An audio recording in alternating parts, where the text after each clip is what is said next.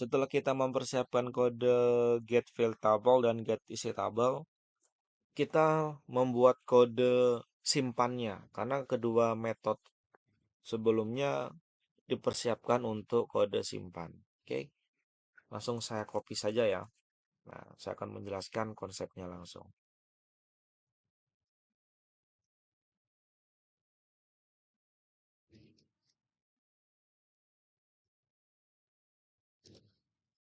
Jadi konsepnya seperti ini.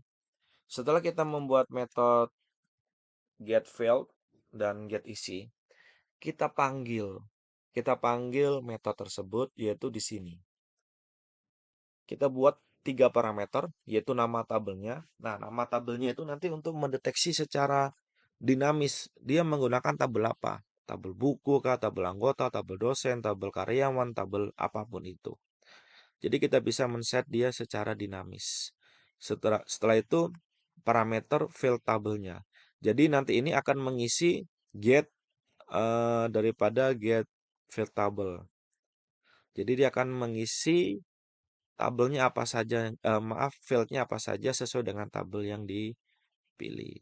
Get isi tabel, dia akan mengisi isi tabel daripada fieldnya.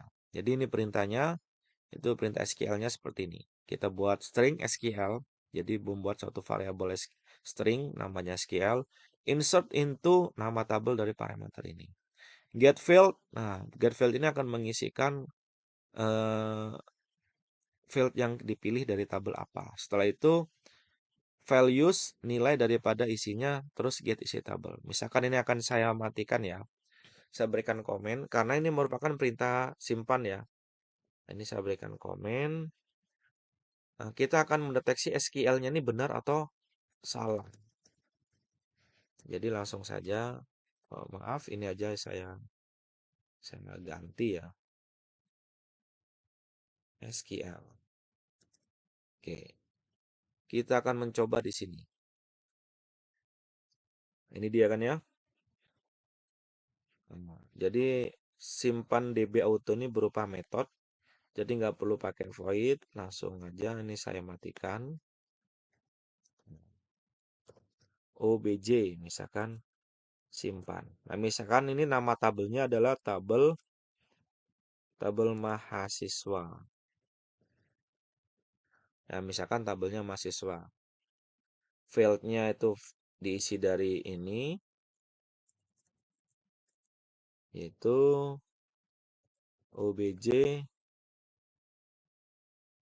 Oh, bukan itu. Fieldnya diisi dari ini, yaitu array, field. Terus isinya diisi dari ini. Karena pada saat kita mengisikan field array ini, nah ini, maka dia akan dieksekusi di bagian get field table. Jadi satu baris yang di video sebelumnya. Sama seperti isi tabel. Walaupun array panjang seperti ini, dia akan dieksekusi get isi tabel menjadi satu baris ini. Oke, coba kita cek ini ya. Jadi ini belum proses simpan. Jadi kita mengecek apakah berhasil nanti menjadi perintah SQL. Kita run. Nah, ini dia. Berhasil ya. Insert into mahasiswa. Nah, ini. Mahasiswa. Ini fieldnya. Ya, kita jabarkan. Values. Ini isinya. Oke, berhasil ya. Berarti itu merupakan perintah. Jadi kalau tabel lainnya ada 10 fieldnya, tinggal tambahkan aja fieldnya secara dinamis. Misalkan alamat. Nah, seperti ini. Maka ini juga wajib tambahkan. Misalkan Masin Timur. Maka kita run lagi, maka dia akan menambah. Nah, ini dia. Nah, ini perintah SQL untuk siap dieksekusi sudah. Mana eksekusinya? Kalau ini akan saya kembalikan lagi. Nah, ini dia perintah eksekusinya. Yaitu statement save get koneksi. Dia akan memanggil metode get koneksi yang di video sebelumnya.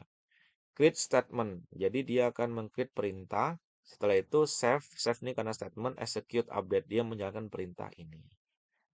Oke, ini merupakan kode simpan data untuk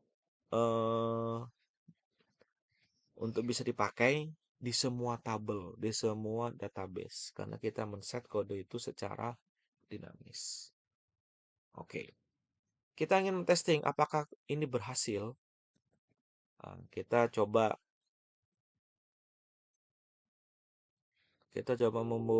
menjalankan sum ya.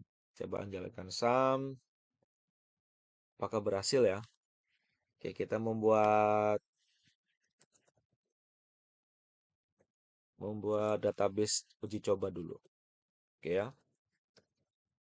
Create database db uji. Seperti ini kan ya. Oke, use db uji. Oke. Kita membuat tabel ya, create tabel sedikit saja fieldnya. Misalkan nama tabelnya tabel underscore uji ya. Ada kode varchar 5 misalkan. Ada nama varchar, ada telepon misalkan ya.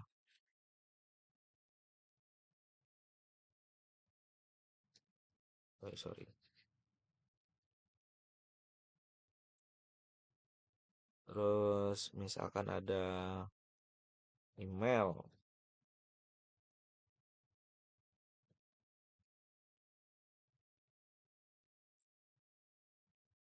Oke, kita describe-kan.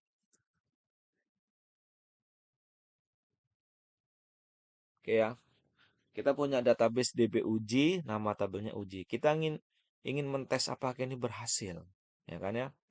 Berarti kalau kita ingin mentes, kita isi ini namanya DB uji. Otomatis di sini akan mengisi DB uji. Oke. Setelah itu kita ingin tes CRUD cepat. Nah, berarti kita harus mengetik nama fieldnya, ada kode, nama, telepon, email. Jadi fieldnya ini diisi harus sesuai. Kode, nama, telepon, email. Nah, seperti ini. Baru misalkan ini adalah A01 Muhammad Ramdhani Raharjo misalkan. Teleponnya 08 ini misalkan. Terus itu emailnya misalkan nama @gmail.com misalkan. Oke. Kita ingin mengetes apakah ini berhasil tersimpan. Kita run. Oke ya. DB uji mahasiswa. Oh maaf. Ini tabelnya ya. Tabelnya harus tabel uji. Lihat ini ya. Tabel mahasiswa tidak ada. Oke. Kita run. Oke. Data berhasil disimpan. Kita cek. Select bintang from tabel uji. Oke ya, berhasil ya. Ini sudah tersimpan di dalam tabel database. Nah, ini merupakan kode simpan DB. Maksudnya simpan DB auto ini saya buat supaya nanti dia bisa digunakan di semua jenis database dan tabel. Dia akan menyesuaikan kondisi fieldnya. Jadi ini cukup satu kode bisa dipakai berkali-kali. Oke, terima kasih.